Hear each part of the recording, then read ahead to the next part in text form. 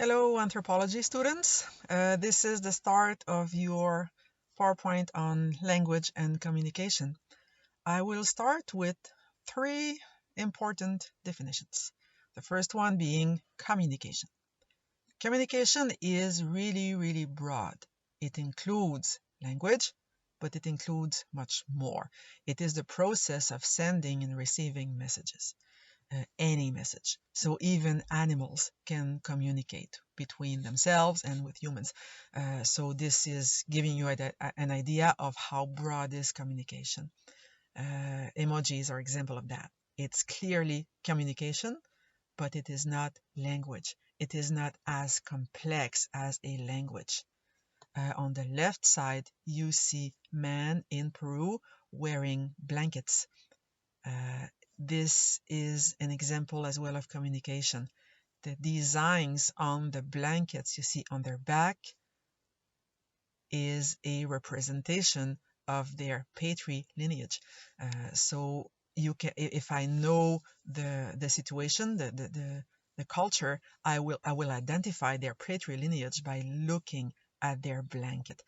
So this is communication. You send a message, people understand, but it cannot be really complex. I cannot express a complex idea with that. You will see elements later on in this PowerPoint that make a language a true language, and this involves complexity.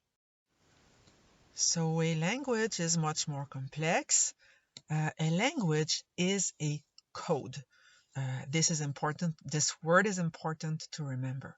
A language is a code, and in order to be using the language, you have to know the code. It's a set of symbols and signs with meanings you have to learn because it is very complex.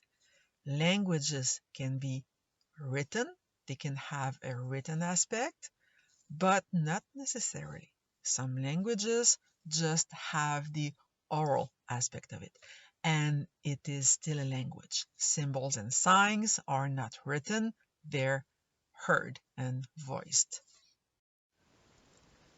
A dialect is a variety of a language, and sometimes we use this word the wrong way.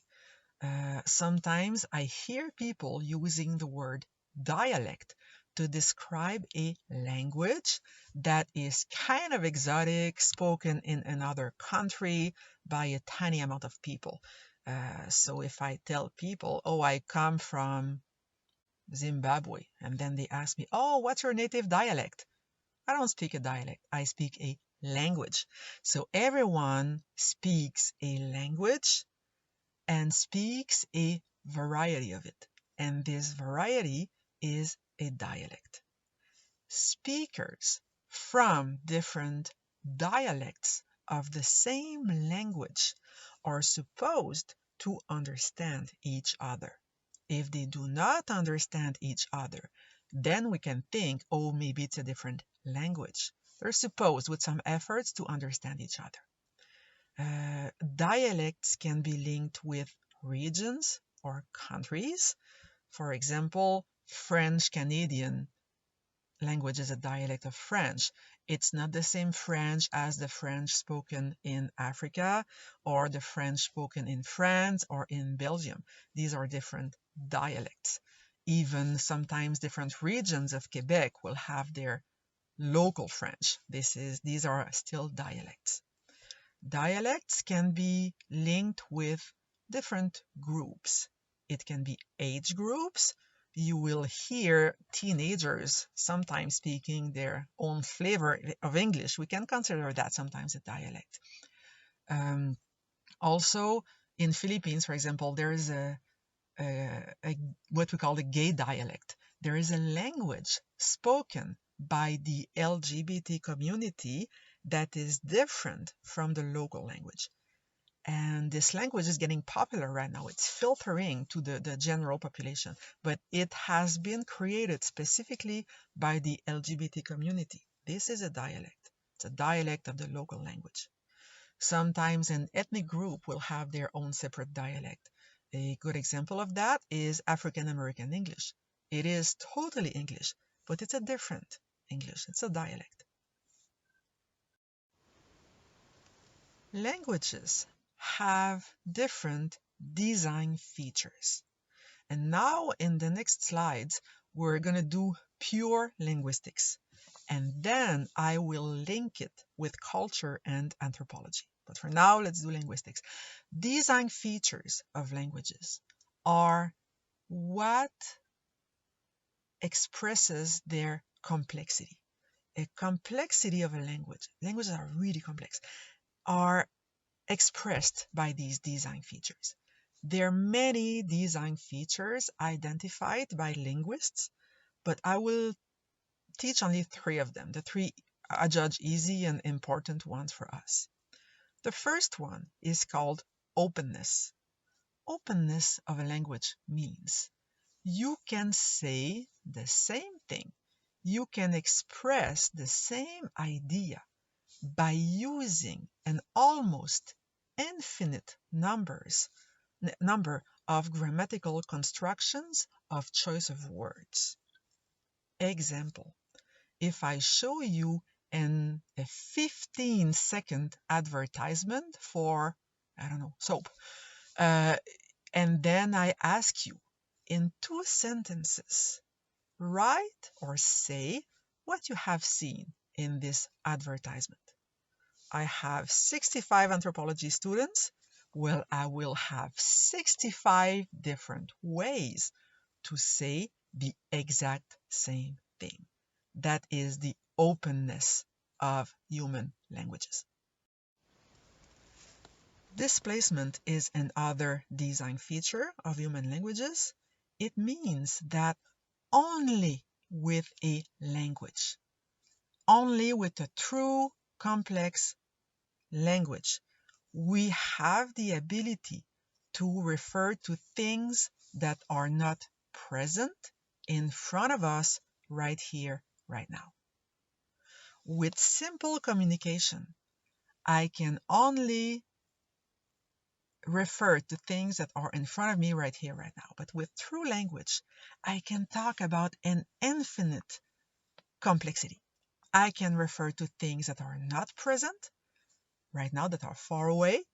I can refer to things that happened in the past, that will happen in the future, that will hypothetically happen, or that are totally imaginary or do not exist. Only a true, complex human language can do that. If I say a complex idea like, oh, I should have studied better, I would have had a better grade at that test. That's a very complex idea that I cannot explain with colors on a blanket or emojis. I need the true language for that. This is displacement. What is called prevarication is a third design feature of human languages. It means that only with a true complex language I can tell lies, I can say things that do not make sense, or I can make poetry. This is called prevarication. One example I had in my textbook when I was using it was this sentence. Colorless green ideas sleep furiously. It doesn't make sense.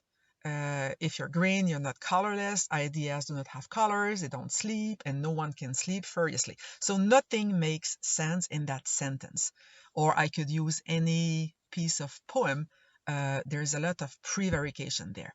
There's a lot of fancy grammatical constructions to express things that do not necessarily make sense. This is called prevarication. We will continue with linguistics and the way it's linked with culture a little bit by seeing 2 major components of languages. The smallest component of any language is called phoneme. A phoneme is a sound.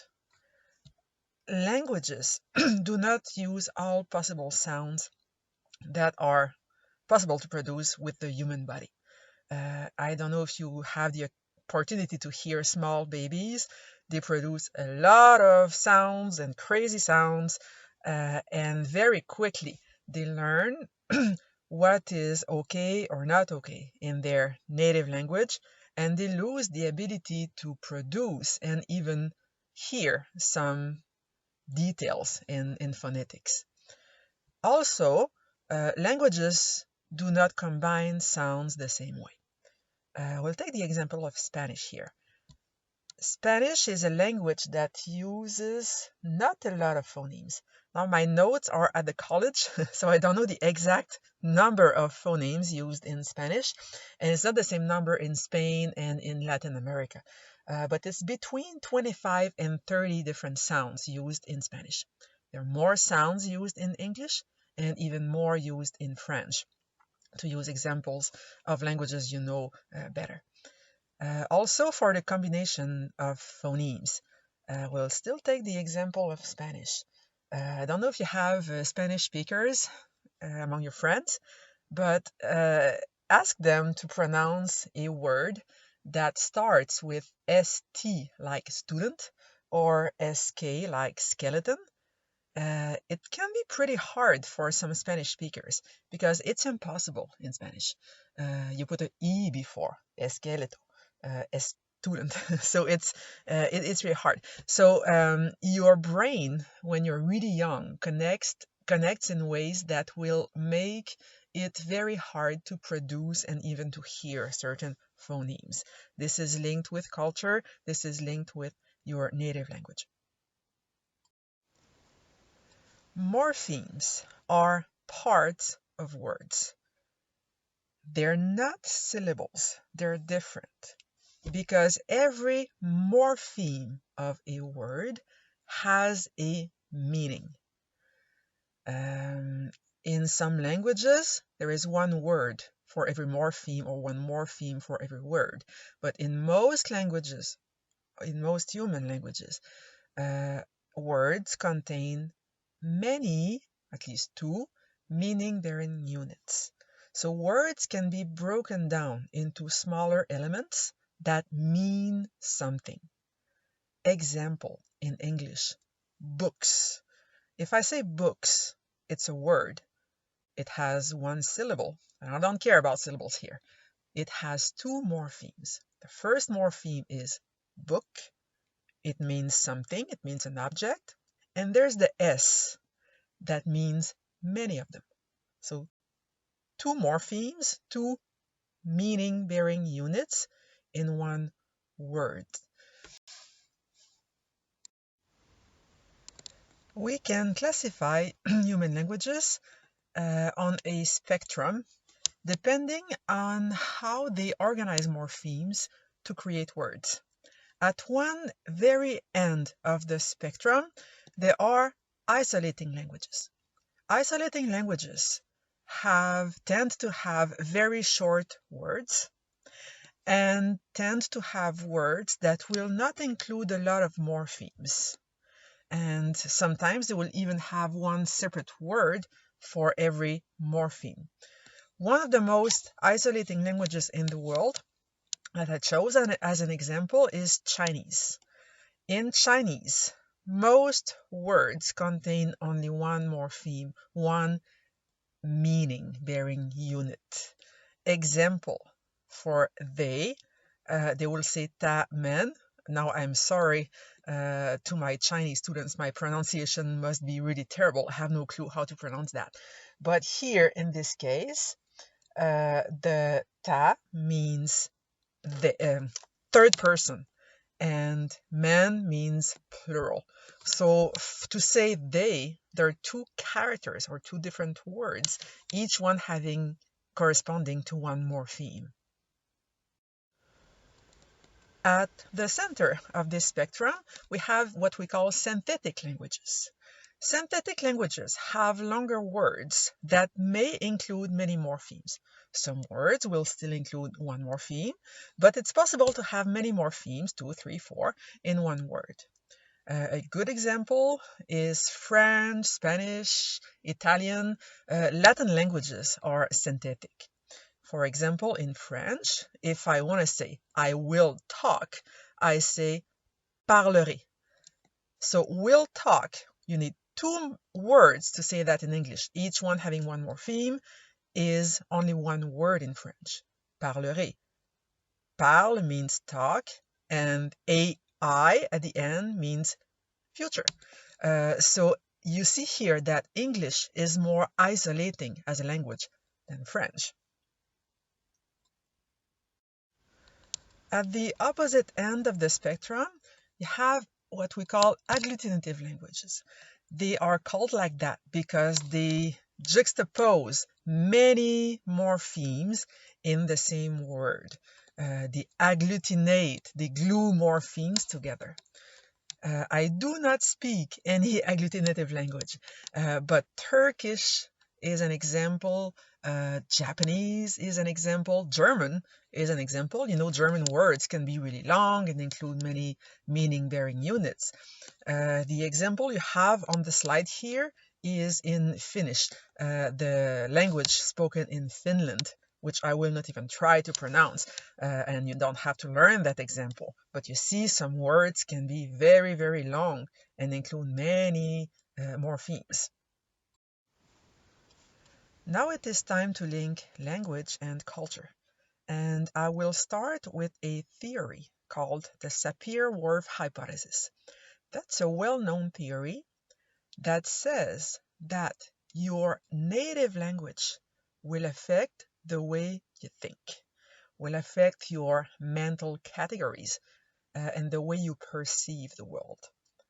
Sapir and Whorf were two linguists working together, and they go pretty far in their theory. I think they go too far, but it's a matter of opinion. They say that native language will define someone's perception of the world. I would say it influences how we perceive the world. And the third bullet in the slide here is a quote from their when they published their theory. One example of that is in French. In French, nouns, have gender.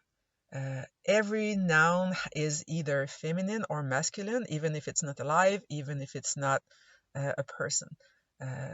So when I see an animal, I will perceive, as a French speaker, this animal as a girl or a boy. It's not conscious. It's not voluntary. It's the way my brain is structured because of my native language. I remember something when I was young. I was about, I don't know, 7, 8 years old. I was at the zoo with my parents. And that's true what I'm telling you here. Don't laugh at me. And I saw a giraffe. And the giraffe was looking the other way. And I saw the testicles of the giraffe. And apparently, I don't remember that, but my parents told me I started to cry because this was impossible. I knew what these balls meant. I knew what they were. And for me, a giraffe could not be a boy. It was impossible. My whole universe was not working here. Because I'm not crazy, I'm just French. It's because in my brain, giraffes or mice are girls, because it's a feminine noun in French. Another example of that is in, I do not remember the name of that language. It's in my notes at school. It's one of the many Aboriginal languages in Australia. There is no words in that language for left or right. They replace it by a cardinal point, east, west, north, or south. And cardinal points are extremely important. So you will hear greetings like when they greet each other, instead of saying, how are you? They say, where are you going? Oh, I'm going north or south. This is the way they greet. And they use a cardinal point instead of left or right. So you will hear something like, or your shoelace is undone, north foot. So instead of left foot. It comes from their past as hunter-gatherers, where they have to orient themselves really well in nature. And this specific aspect of their language makes them really aware of their situation in space. We have seen already that our native language can influence how we see the world, can even influence our cultural aspects. But the other way around is also true.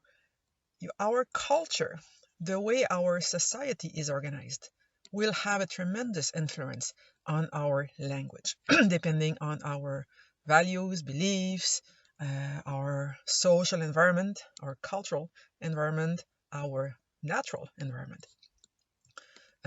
You often hear that the Inuit have many words for snow. It's probably true. I don't know these words, but we have a few words in English for snow. It's less important to us in our daily lives. A similar example is the word potato in English. We have one word for potato, or maybe French fry when you fry it, but not a lot, because potatoes are not really important here. But in the Andes, in highland Peru, where people speak Quechua, uh, potatoes are extremely important because it's at the very center of their subsistence and economy. They will eat potatoes for breakfast, lunch, and dinner every day.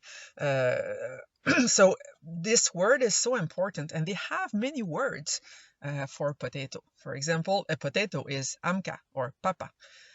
When they are baked, they're called watia. When they are dry freeze, raw, they're chuño, but carapulcra if they're cooked. The small yellow potatoes are oyucos, but the big yellow potatoes are kumar. And I don't know how many dozens of words they have for potatoes because it's so important for them. So they have, yeah, these many words. This is true in a lot of languages. What's important in your culture is linked with a very rich vocabulary. Same thing for the words we need in our daily lives. Example, in United States, there is a category of students, we call them freshmen. You're probably aware of that because you're English speakers. But when I first moved from Montreal to the States to teach about 15 years ago, I met, at the beginning of my stay, I met a young girl on campus, and she told me, I'm a freshman. And I had no clue what she meant, and I was puzzled, because clearly she looked like a girl, and I know how fresh she was, but it didn't make sense to me. And then someone told me freshmen are first-year students. And in the States, much more than here, your first year of college is a very important step of your life because it is when you leave your parents, you go live on dorms. That's a very important social category in the United States. Another example of that is the word in Wolof, the word njuli. This means a boy that has just been circumcised but has not healed yet. We have no word for that in English. We don't need a word for that. But in Wolof and in countries where this language is spoken in West Africa, that's an important social category you belong to when it happens to you. In other words, you are going through second phase, the transition phase of a rite of passage. And there is a word for that because it is very important culturally, and it's not here. So the way culture is organized has a big influence on how languages are organized. As you know already, there are a written version for most languages in the world, and there's the spoken version of all languages. Written languages are the ones we learn in school. They are standardized, they are official, and everyone uses the standard form, the correct form of the written language. Everyone is supposed to use the same form of written language. So the prime minister, lawyers, professors, and your younger siblings will use the best they can the exact same version of a written language. This written version of a language does not change through time. Or yes, it can change, but really, really slowly. Changes have to be approved by academies and get integrated officially in new version of dictionaries. So it is a slow process, and written languages tend to stay static through time. But spoken languages are alive. First, there are many versions of the same spoken language. And if there is always a standard form, there is a standard French, there is a standard English, but it is used by a minority of people. When I speak French to my family, when I teach in French, I'm not using the standard French. It's too hard and long. I use my personal version of spoken French. Uh, Only those who read the news on TV, lawyers, politicians will use, not even always, the standard form of a spoken language. Also, spoken languages are alive. They change very, very quickly. Within one generation, spoken language can change. Another important aspect of spoken languages that we don't realize is that these languages follow very precise rules. They're not official grammatical rules, but they are strict rules that are unconsciously followed by speakers. We do not realize that because for us, spoken languages are kind of slangs or fluid versions of languages, but there are specific rules there. A good example of that is what we call AAVE. AAVE is African American Vernacular English. Vernacular means daily life, common. So this English dialect spoken in the States is extremely rich. It is, in fact, more complex than standard English. It's more complicated. And even if people don't realize it, it includes rigorously structured grammar rules that are spoken. And I do not master AAVE, but as you can see, the small images here for what we would consider the past tense of English. There are 4 different variations in AAVE, and there are many variations of the future as well. And more, not only that, not only verb tenses, but there are also other rules that are unwritten. Double negations are a common aspect of African American English. For example, I don't go nowhere. I don't read no book. Also, they will avoid clusters of consonants. Example, a test in plural makes tests. So it has 3 consonants in a row, STS, tests. This is extremely hard to pronounce when someone speaks a West African language, so they will turn it into tesses, which is much easier. It's smoother to pronounce. Same thing, the S, the final S at the third person singular is very often removed because this S specifically creates clusters of consonants like he talks. The K and S sound together do not pronounce well, so it's he talk. So it's much smoother.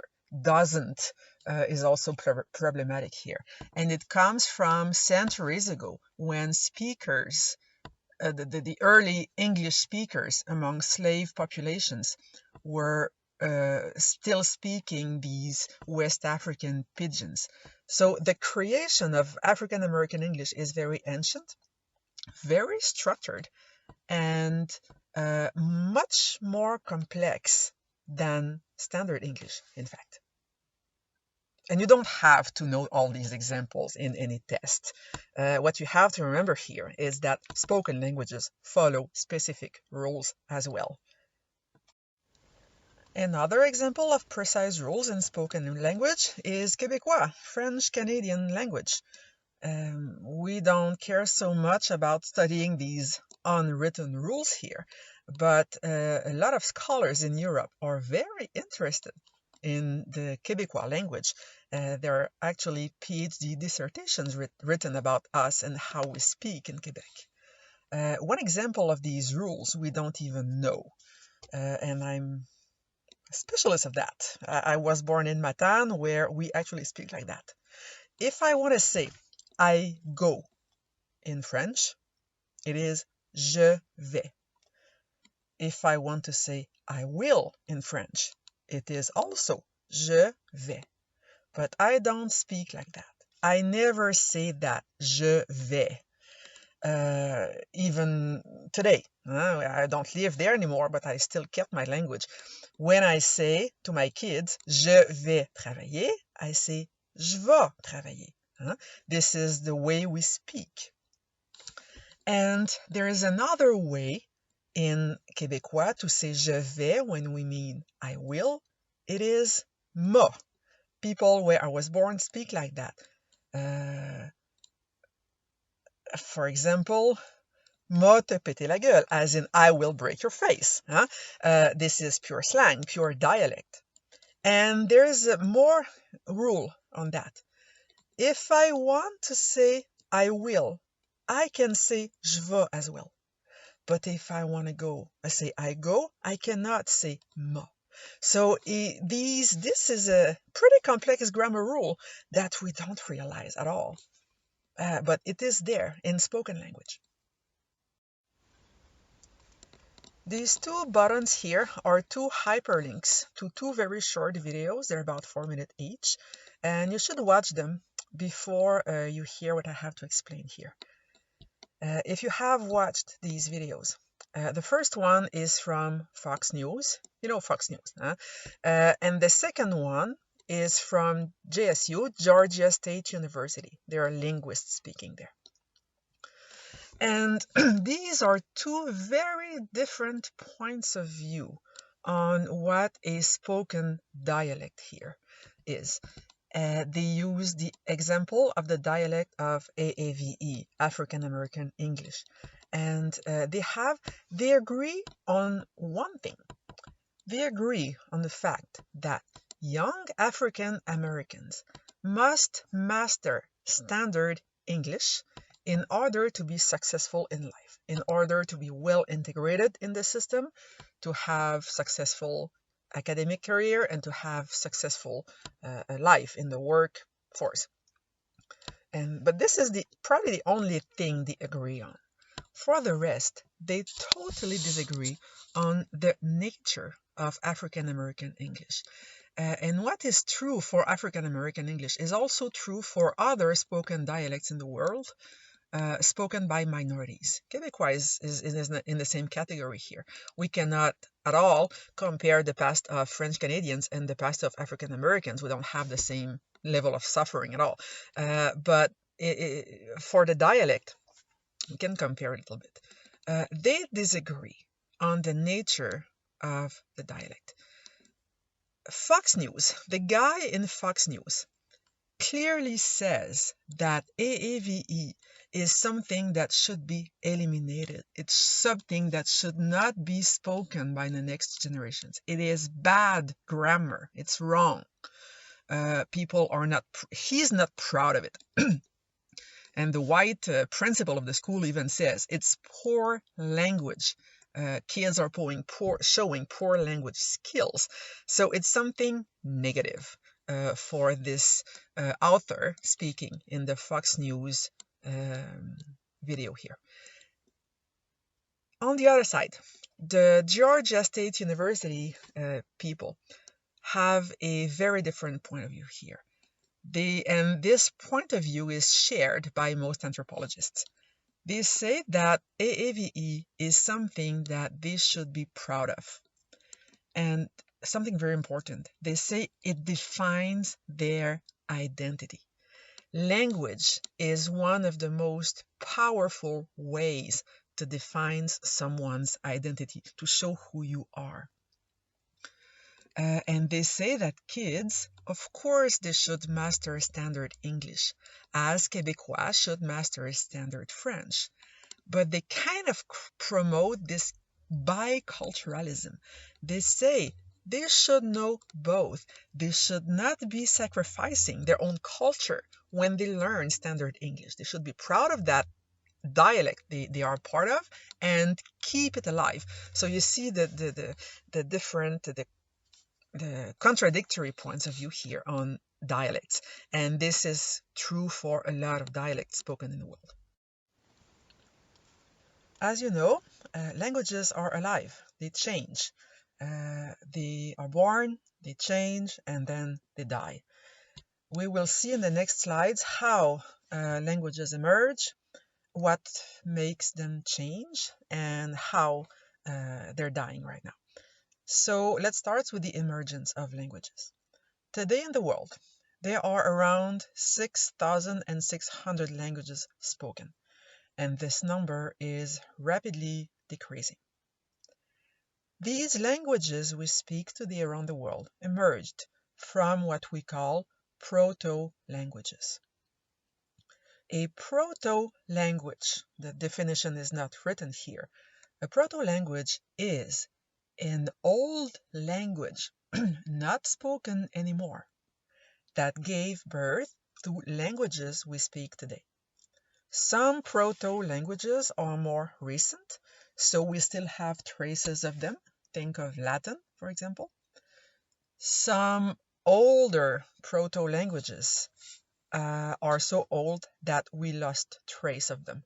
One example of that is Proto-Indo-European. It's a hypothetical language. It existed, but we cannot find the words because there is no one recorded these languages.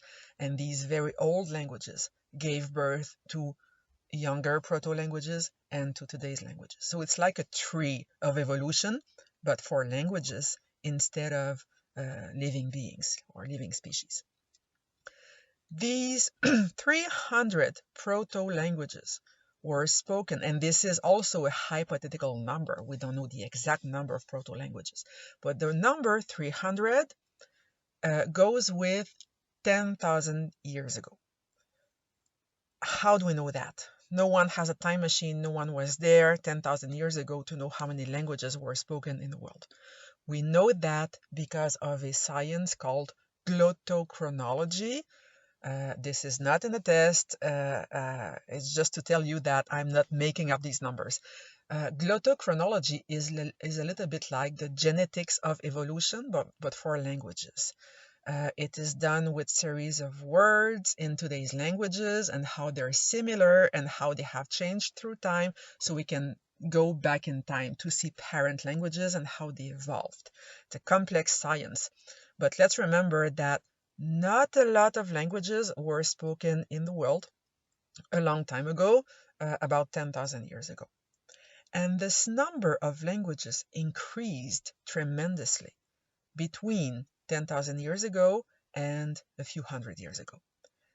It increased because, first, of a rise in population.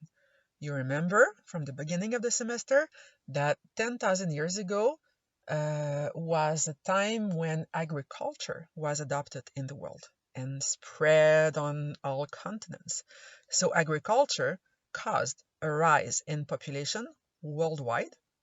So this population traveled throughout the territory and colonized new territories. But 10,000 years ago, up to a few hundred years ago, we had very slow communication technologies and transportation technologies.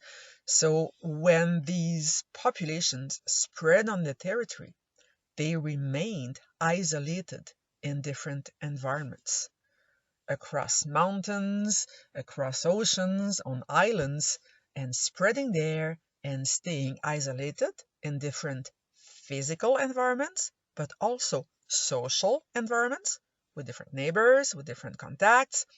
They developed specific local languages. And these languages remained.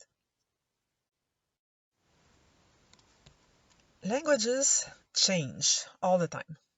A language that does not change is a dead language. So languages change because of many reasons. The first reason why languages change is the same reason why they're born. It's because of dispersion of people on the territory and isolation of speakers in different environments.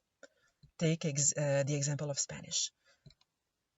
During the 15th century, Spanish speakers colonized lands in Central and South America. So people stayed isolated in the Americas during centuries after, with few contacts with Europe. You don't call home, you don't Skype home every day in the 16th century, you don't fly home every weekend.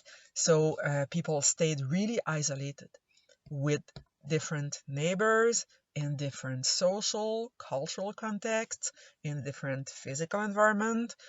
So their Spanish changed. So the Spanish you hear in Latin America is not the same Spanish you hear in Spain. People have different phonemes, people have different ways of constructing their sentences, of using pronouns, of even conjugating verbs. Spanish spoken in different countries of Latin America are very similar versions of Spanish, and Spanish spoken in Spain is more different because it's further and it's more isolated. The second reason why languages change, especially how they have changed in the past 20 years, it's because of the tremendous development in technology and communication technology above all. 20 years ago, no one could unfriend someone. You were friends for life. No one could be sexting or downloading something.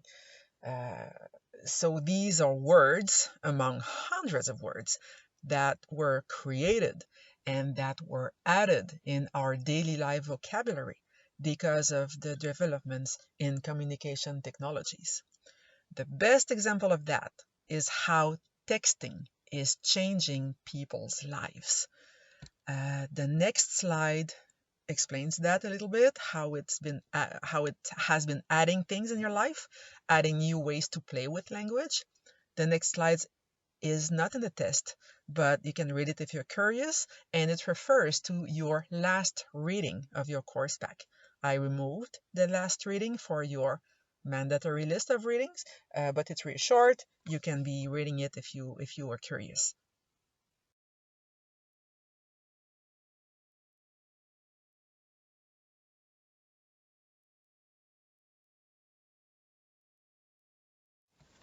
The third very important reason why languages change is because of the change in social realities around us.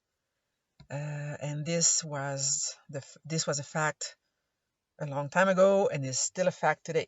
Your social reality is changing, so your language is changing to adapt.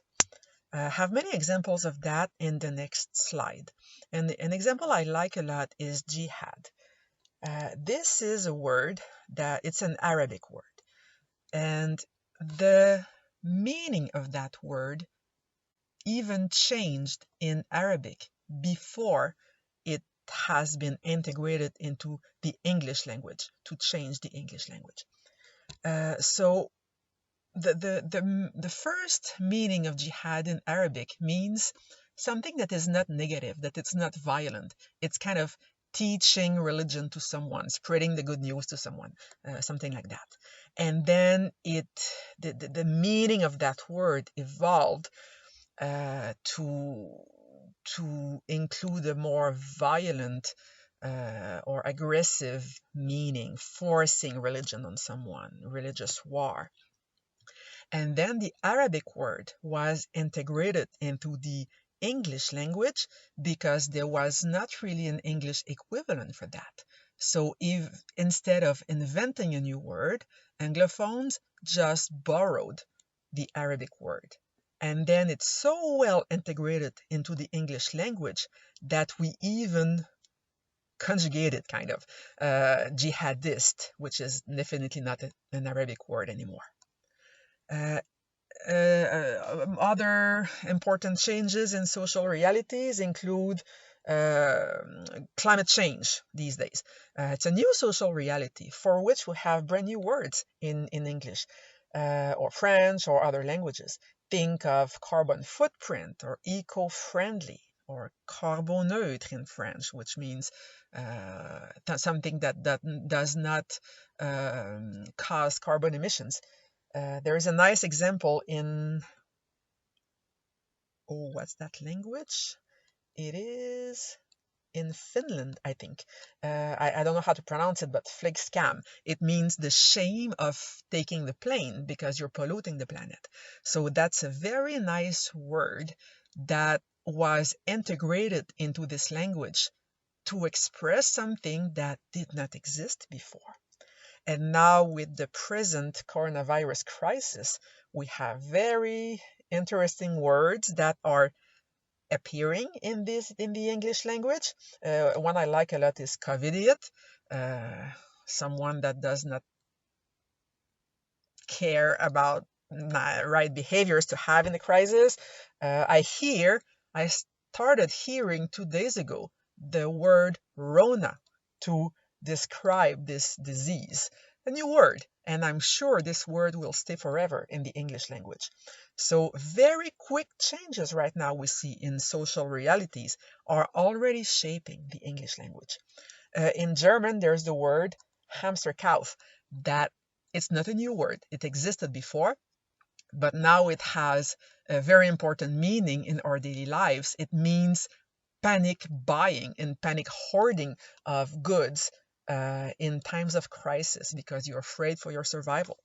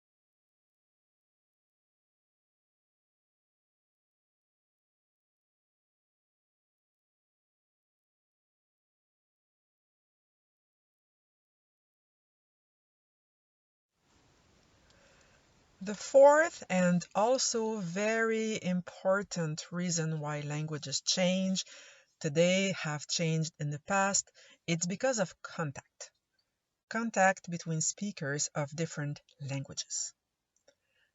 This contact can be positive, like trade was a major reason why languages have changed, diplomatic relations, and today tourism, immigration are positive aspects why languages change, but also there are so negative contacts between populations, such as conquests or international conflicts. Uh, we call interference when new words are integrated into a language, new words that come from foreign languages. For example, the word chocolate in English was borrowed from Nahua people from central Mexico in the 1500s. It was first integrated in the Spanish language. So when Spanish conquistadores, when Spanish soldiers tried a beverage made with cocoa. They thought it was really good, so they asked local people, "What's that?" And they said it is chocolate. Chocolate is kind of impossible to pronounce in Spanish, so they have changed it to chocolate, which is much easier to pronounce. And then they traveled back to Europe with that nice beverage, and it was borrowed in English, chocolate, and in French, chocolat, and in all languages of Europe, and then it traveled back elsewhere in the world. But this originally is a native word from central Mexico.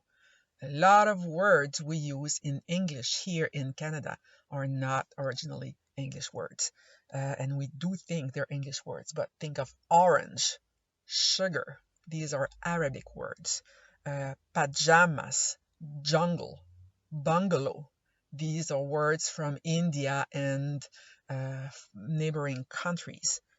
Words like rum, canoe, coyote, avocado are words from Aboriginal populations of the Americas.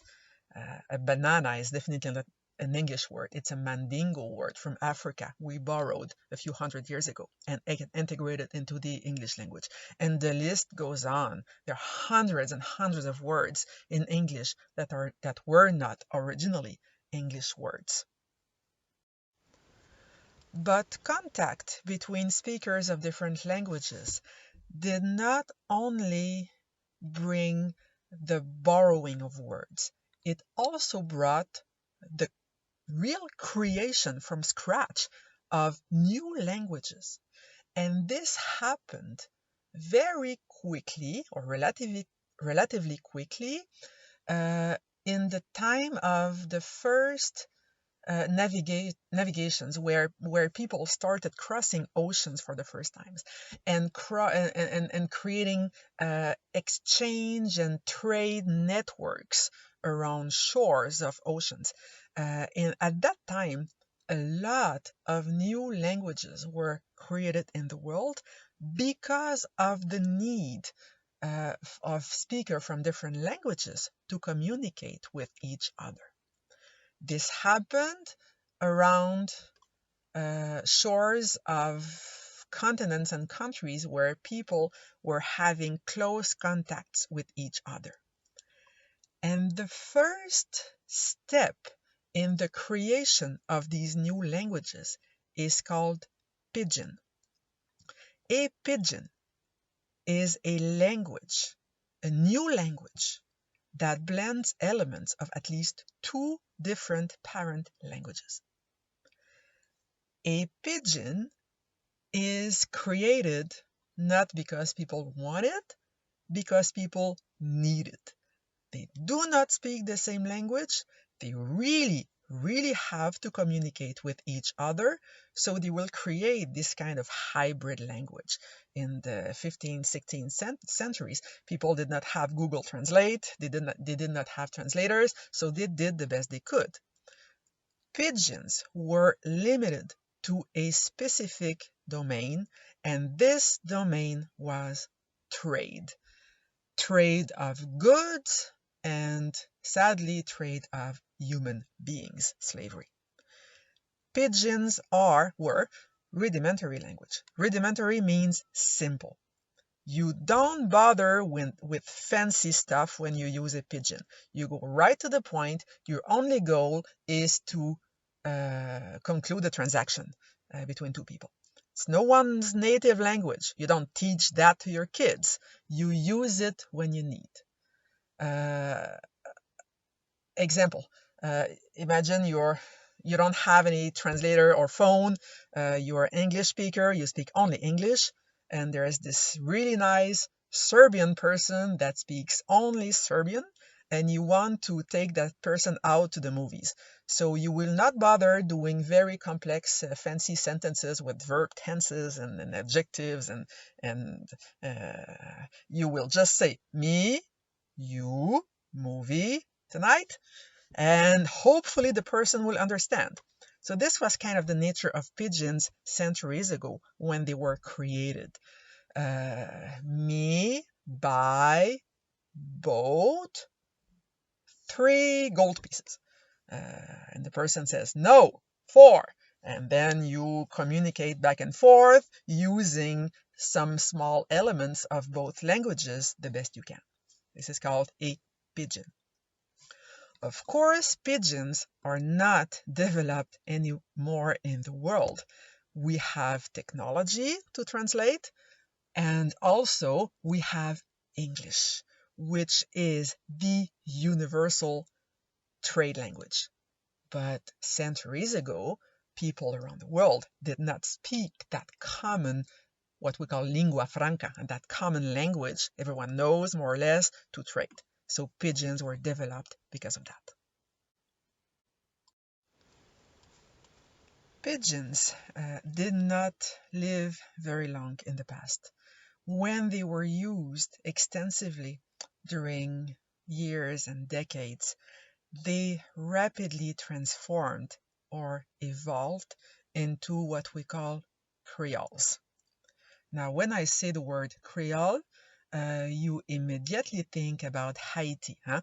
Because the native language, the official language of Haiti is Creole. It is called Creole, but it is one of many Creoles spoken in the world.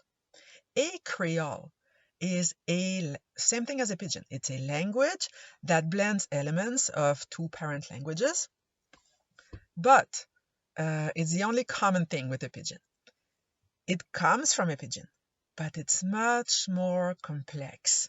Creoles are true languages with all the design features of human languages. They are very complex.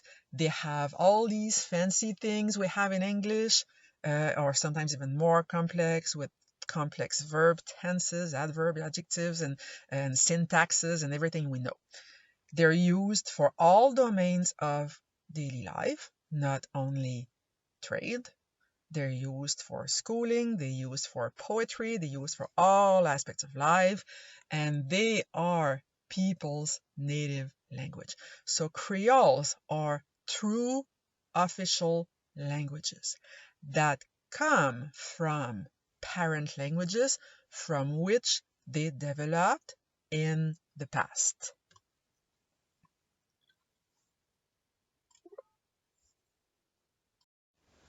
So how were Creoles created from pigeons? They were created by people, very often against their will, and sometimes unconsciously. It was a natural process. A Creole has a natural birth process that lasts a few generations.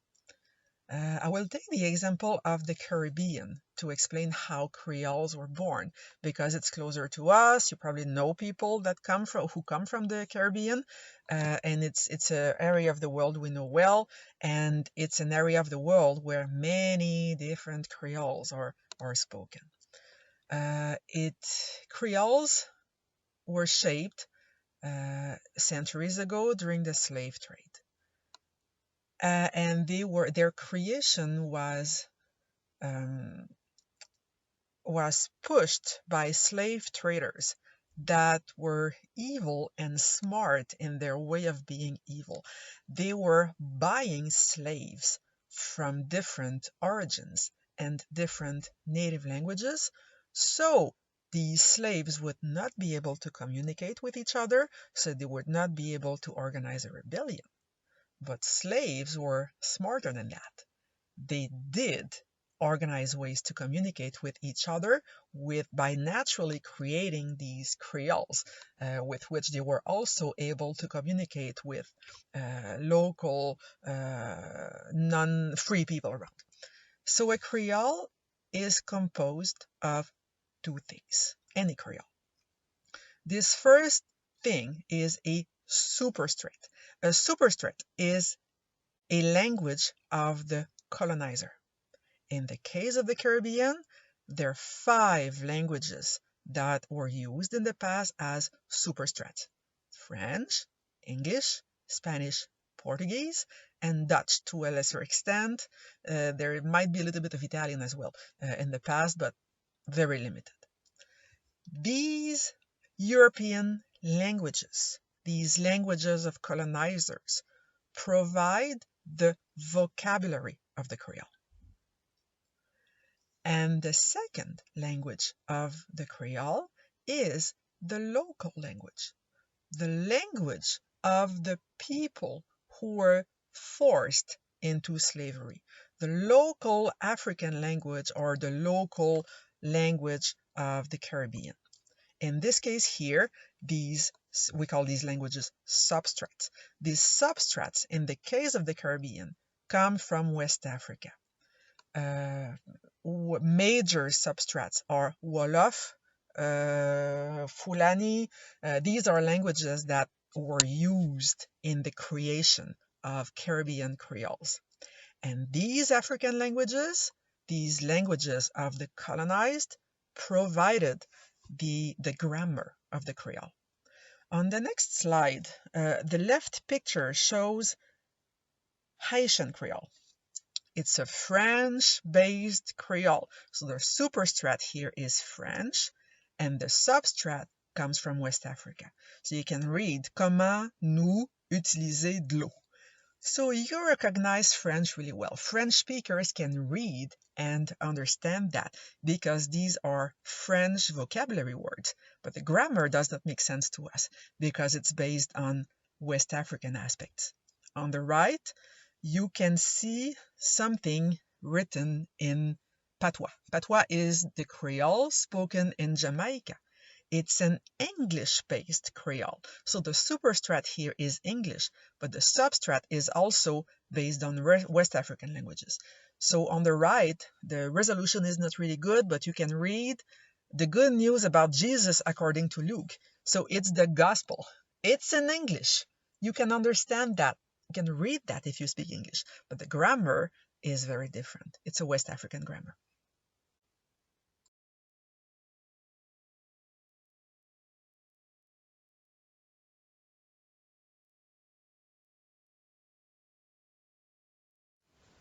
And languages die. They are dying right now at a very fast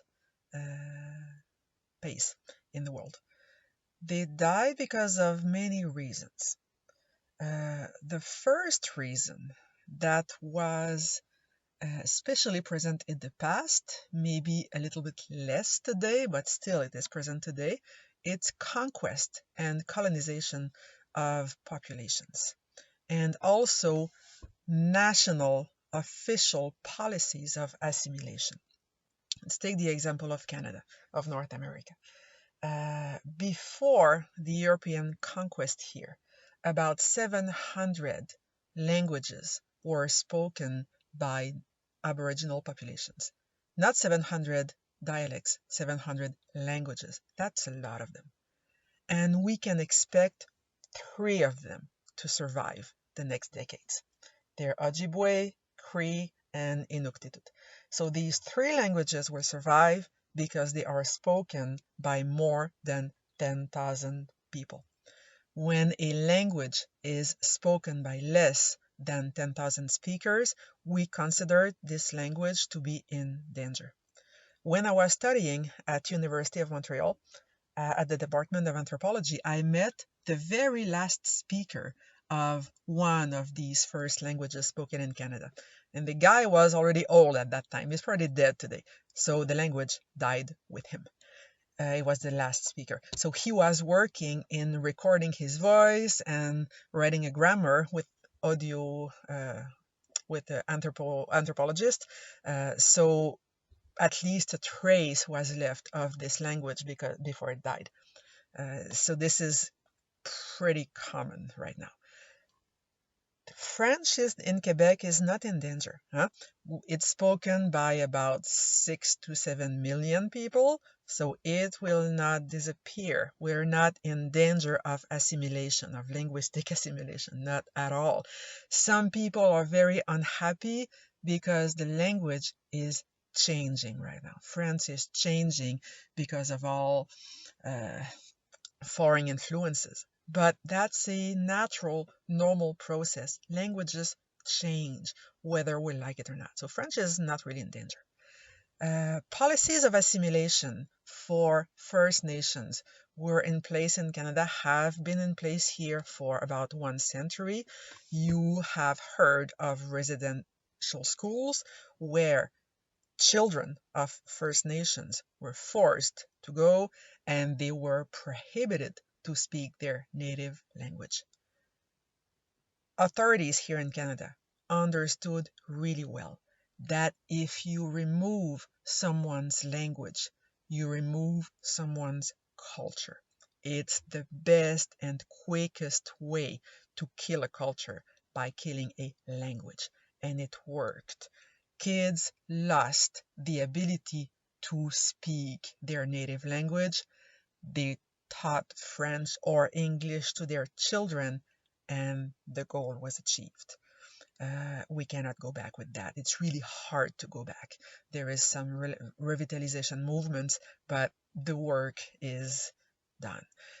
So policies of assimilation are very efficient, were very efficient to kill languages, and by extension to kill cultures. It happened to a lesser extent in Russia during the Soviet era. Russian speakers were sent in villages up north in Russia to teach Russian to people. People became bilingual. It worked during a certain time, but the Soviet era did not last long enough to kill these local languages. Globalization is another factor for the death of languages. People will use English more, and their native language after a few generations might be in danger. I've seen that in Peru a lot. I've been working there during more than 10 years. In my first year, in some very remote villages, speakers were bilingual. They were speaking Quechua, their native language, their Aboriginal language, and some of them were speaking English. Now they have built the government has built a road to go to these villages, which is good for villagers because they became wealthier. They have access to the formal economy around. It's a process of globalization. But in a sense, now kids are learning English in schools and not Quechua. Quechua is not in danger. It's spoken by millions of people. But you see the process going on here. The globalization promotes the spread of English in the world, and this can cause the death of some small-scale languages.